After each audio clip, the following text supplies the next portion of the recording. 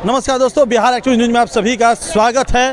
13 नवंबर को मिथिला में एक इतिहास रचने जा रहा है। दरभंगा एम्स का शिलान्यास भारत के प्रधानमंत्री तकरीबन 10 बजे वो हेलीकॉप्टर से हेलीपैड पर उतरेंगे और 11 बजे के आसपास यहाँ पे भूमि पूजन होगा। मंच बन के काफ़ी हद तक तैयार हो चुका है। आप देख सकते हैं मेरे पीछे जो LED स्क्रीन लगा हुआ है, एक तरफ बिहार के मुख्यमंत्री नीतीश कुमार है, एक तरफ भारत के प्रधानमंत्री नरेंद्र मोदी, जो 12,000 करोड़ से अधिक की लागत से दरभंगा एम्स समस्त स्वास्थ्य, सड़क एवं रेल एवं ऊर्जा क्षेत्र के 25 विकास परियोजनाओं का यहाँ से शिलान्यास, काफ़ी चीज़ों का उद्घाटन भी करेंगे। आप देख सकते हैं तकरीबन जैसा कि प्रदेश अध्यक्ष ने बताया है 1.5 लाख से भी ज़्यादा लोग इस शिलान्यास के मौके पर पहुंचेंगे।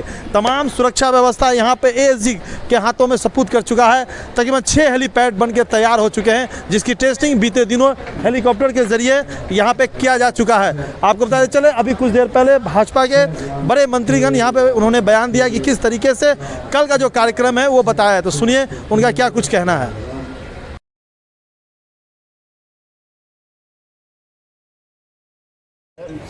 बताया जाए क्या है। देखिए, कल 13 नवंबर को भारत के यशस्वी लोकप्रिय प्रधानमंत्री फिर भी बात वही होगी श्री नरेंद्र मोदी जी और बिहार के मुख्यमंत्री श्री नीतीश कुमार जी के द्वारा दरभंगा एम्स का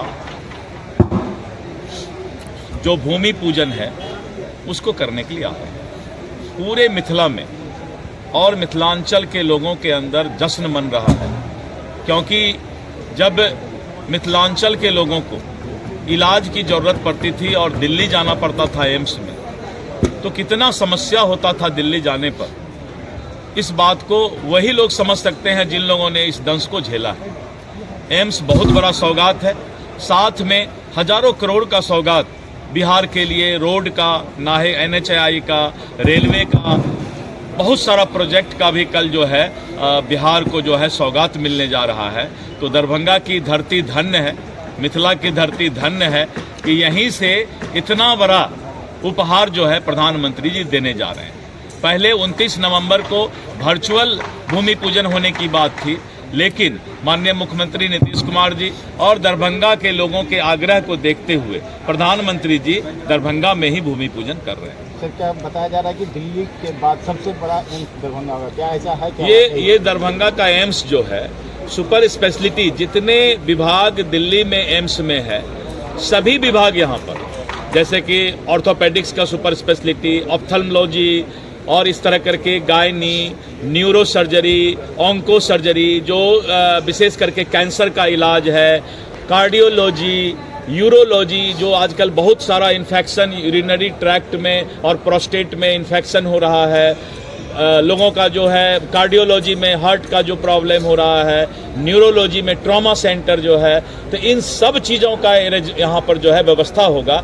तो अपने आप में यहाँ पर जो है पूरा बिहार का ये भाग इसका लाभ उठाएगा। PM के साथ कौन कौन आए हुए हैं सर? कौन रहेंगे? माननीय मुख्यमंत्री जी रहेंगे, माननीय चिराग पासवान जी रहेंगे और हमारे सभी बड़े नेता जो हैं यहाँ पर आ रहे हैं। जीतन राम मांझी रहेंगे, सभी बड़े नेता, संजय झा जी हैं और सभी बड़े नेता आ रहे हैं। कोई टाइम फ्रेम इसके लिए निर्धारित है? क्योंकि बहुत विलम्ब से इसका शिलान्यास हो रहा है, तो कोई टाइम फ्रेम है कब बंद तैयार है? हाँ, इसका जो है एम्स या इस तरह के प्रोजेक्ट जब भी होते हैं तो पूरा उसका ब्लूप्रिंट होता है और टाइम फ्रेम होता है कि इतने दिनों में एम्स की शुरुआत हो जाएगी। ये सब कल आपको घोषणा होगा। उन लोगों को क्या कहेंगे सर जो लोग बोलते थे कि एम्स का घोषणा एक शगुफा है आने वाले, लेकिन अब तो शिलान्यास हो रहा है, उन लोगों को क्या कहेंगे? देखिए, ऐसे नेता जिन लोगों ने लोकसभा के चुनाव के समय कहा था कि एम्स दरभंगा का एक जुमला है, शगुफा है और कोई एम्स यहाँ बनने वाला नहीं है, ऐसे लोगों के मुंह पर करारा तमाचा है कि उन लोगों ने जो अब्बा उड़ाया लोकसभा चुनाव के समय,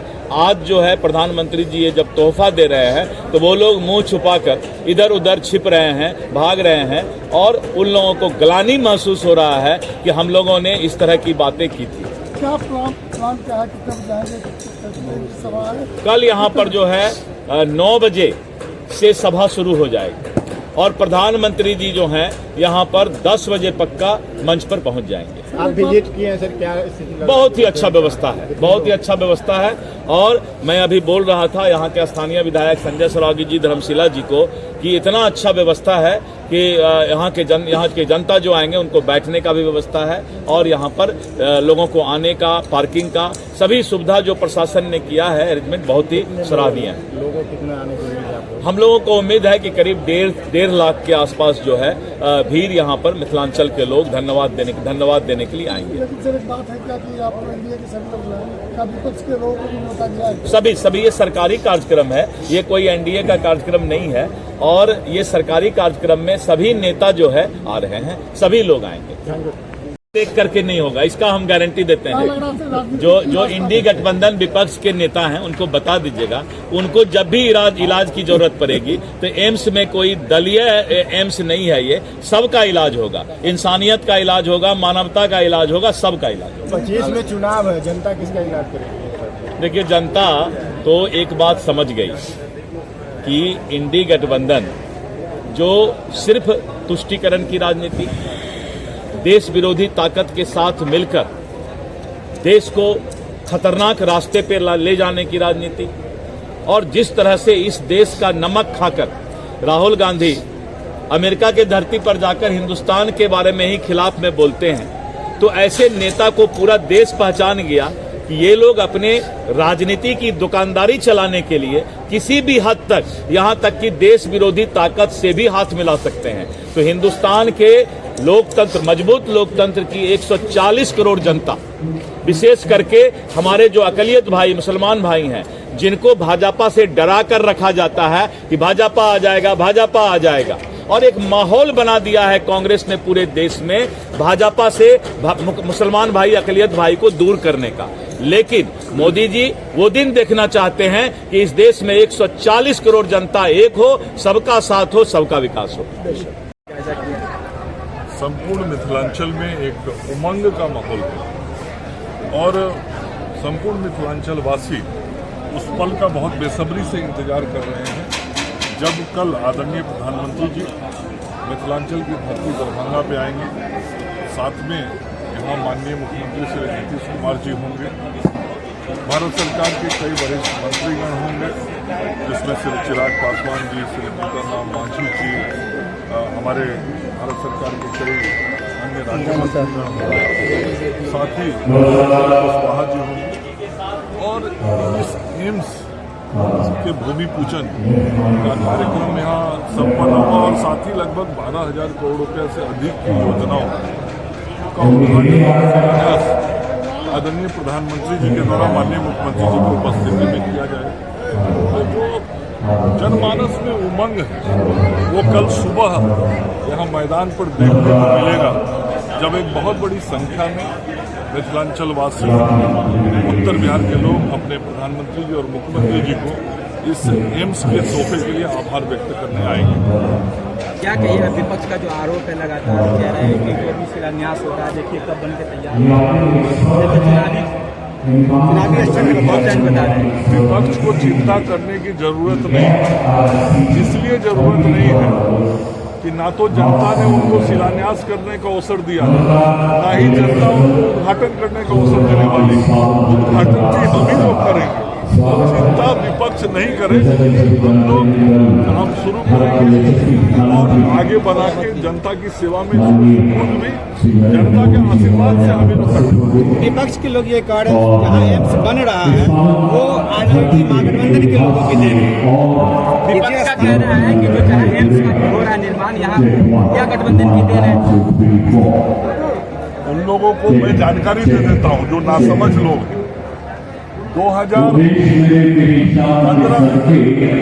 भारत सरकार के तत्कालीन वित्त मंत्री श्री अरुण जेटली जी ने 2014 में जेटली जी ने इस बात की घोषणा की थी कि मिथिलांचल में बिहार का दूसरा एम्स बनेगा और 2020 में भारत सरकार के यशस्वी प्रधानमंत्री नरेंद्र मोदी जी की कैबिनेट ने 1250 करोड़ रुपए की स्वीकृति दी एम्स के निर्माण के लिए और बिहार के लोकप्रिय मुख्यमंत्री श्री नीतीश कुमार जी ने ये 189 एकड़ जमीन भारत की सरकार को दिया यहाँ एम्स के निर्माण के लिए, और पिछले 6.5 वर्षों में 1.25 साल का कार्यकाल छोड़ दिया जाए तो स्वास्थ्य मंत्री के रूप में मैं काम कर रहा हूँ।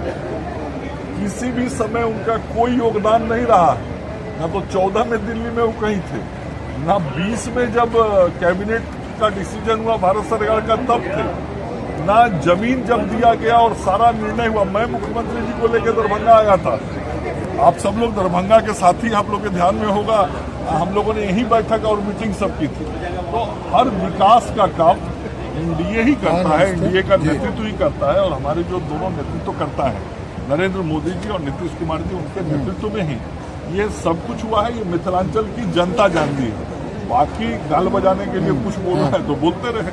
क्या व्यवस्था की गई है पंडाल में, कितने अरेंजमेंट? सब आप देख रहे हैं यहाँ इतना बड़ा पंडाल, मुझे लगता है कि शायद इतने बड़े पंडाल में कोई कार्यक्रम इसके पूर्व मिथिलांचल में नहीं हुआ होगा। और इतना बड़ा पंडाल इसीलिए बनाया गया है कि कल इस कार्यक्रम में आने की तैयारी जनता कर रही है। ये जन सैलाब कल इधर आने वाला है, और आम जन स्वतः स्फूर्त अपनी योजना से अपने चल के प्रधानमंत्री और मुख्यमंत्री जी को धन्यवाद देने, आभार व्यक्त करने आ रहे हैं। और जो पंडाल बना है वो आप देख रहे हैं, यहाँ की व्यवस्था देख रहे हैं, और आने जाने वाले लोगों को कोई कठिनाई नहीं हो इसकी पूरी चिंता जिला प्रशासन कर रहा है। बाहर से आने वाले लोगों के लिए मैदान के अगल बगल में पार्किंग की पूरी व्यवस्था की गई है। सड़कों पर यातायात के विशेष व्यवस्था कल जिला प्रशासन के द्वारा किया गया है, ताकि आम जन को भी और इस जनसभा में आने वाले लोगों को भी किसी को कोई कठिनाई नहीं हो।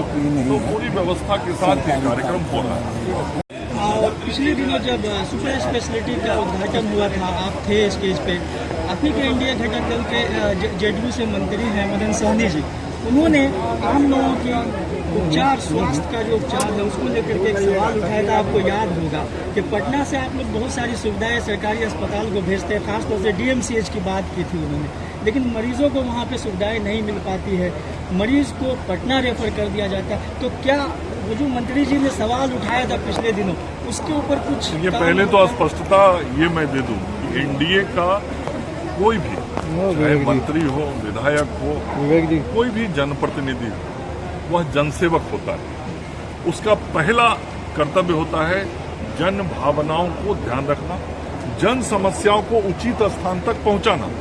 तो हमारे आदरणीय मंत्री ने उस वक्त जो बातें कही थी वो जनप्रतिनिधि के नाते उनका दायित्व था कि मंच पर बैठे हुए ऐसे लोग थे जिनके सामने विषय को लाना, ताकि जन समस्याओं को दूर किया जा सके। और जब विषय ध्यान में लाया माननीय मंत्री जी ने, तो उस दिशा में हम काम भी कर रहे हैं। उन कठिनाइयों को कैसे दूर किया जाए, उस काम में स्वास्थ्य विभाग लगा भी हुआ है। यही तो हम लोग करते हैं। हम जनता के लिए जीते और मरते हैं, हम राजनीति नहीं करते। चलो।